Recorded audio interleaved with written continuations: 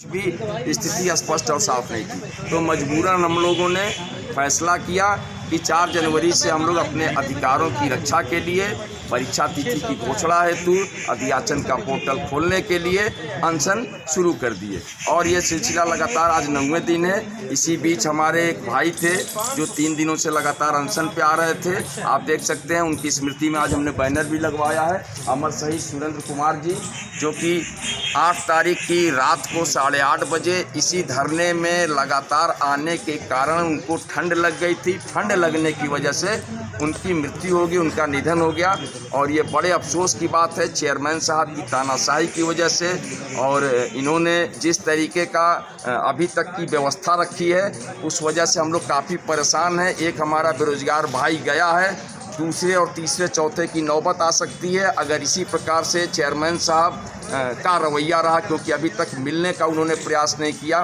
लगातार 9वें दिन हम लोग बैठे हुए हैं, अपनी बातों को डिप्टी सचिव साहब के माध्यम से हम लोगों तक पहुंचाने की कोशिश कर रहे हैं। हमने कई बार प्रस्ताव रखा डिप्टी सचिव के माध्यम से कि आप मिलने का प्रयास करिए, हमसे सीधी वार्ता करिए, क्योंकि जो समस्याएं हैं वो 13,19,000 लोगों की समस्या हैं। 4,163 सीटों का विज्ञापन आया था, लगभग 13,19,000 लोगों ने आवेदन किया है। इतना बड़ा समूह, इतनी बड़ी संख्या पूरे उत्तर प्रदेश के नौजवान बेरोजगार एक टकटकी लगाए बैठे हुए हैं। माध्यमिक शिक्षा सेवा चयन बोर्ड पर निगाह रखे हुए हैं कि आखिर चयन बोर्ड अपना कौन सा फैसला लेता है, क्या निर्णय करता है, परीक्षा करा पाएगा कि नहीं करा पाएगा और पोर्टल खोल पाएगा कि नहीं खोल पाएगा। बीच में भी आपका एक मामला जो है उत्तर प्रदेश शिक्षा सेवा चयन आयोग को लेकर उठ रहा है। माननीय मुख्यमंत्री जी ने कैबिनेट की मीटिंग में ये फैसला किया है, प्रस्ताव पारित है कि हम आयोग बनाने जा रहे हैं। तो सबसे बड़ी बात है कि अगर वो आयोग बनाने का निर्णय लिए हैं तो ये निर्णय तो 2019 से हो चुका था।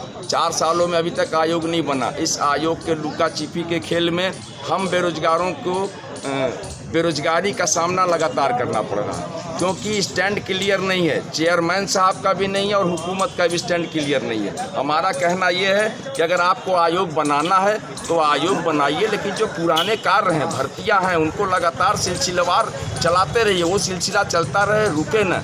आपको अध्याचन का पोर्टल खोलिए, अध्याचन मंगाते रहिए ताकि नई सीटों का विज्ञापन जो है वो आता रहे। आयोग आप बनाते रहेंगे, आयोग की वजह से आप कार्यों को रोक नहीं सकते। चेयरमैन साहब डिप्टी सचिव के माध्यम से इस बात को भी बार बार हवाला दे रहे हैं कि आयोग बनने का जो है प्रस्ताव है, गठन होने की स्थिति है, इसलिए जो है हमारे अधिकार क्षेत्र सीमित है। तो हमने उनसे उन्हीं के माध्यम से यह खबर भी भिजवाई कि आप जो है अभी गठन का प्रस्ताव है, गठन हुआ नहीं है। माध्यमिक शिक्षा सेवा चयन बोर्ड का भी अस्तित्व है, आप बतौर अध्यक्ष विराजमान हैं, आप निर्णय कर सकते हैं। निर्णय इसलिए कर सकते हैं कि आपने 8 अप्रैल को सारे मेंबरों के जाने के बाद, 8 अप्रैल 2022 सारे मेंबरों के जाने के बाद आपने 9 जून 2022 को 4,163 पदों का विज्ञापन निकाला। उस समय न चयन बोर्ड था, न चयन बोर्ड का गठन नहीं था, सारे मेंबर नहीं थे, अकेले चेयरमैन साहब थे। अकेले चेयरमैन साहब ने फैसला करके 4163 पदों का विज्ञापन निकाला और 13,19,000 लोगों का आवेदन पड़ा।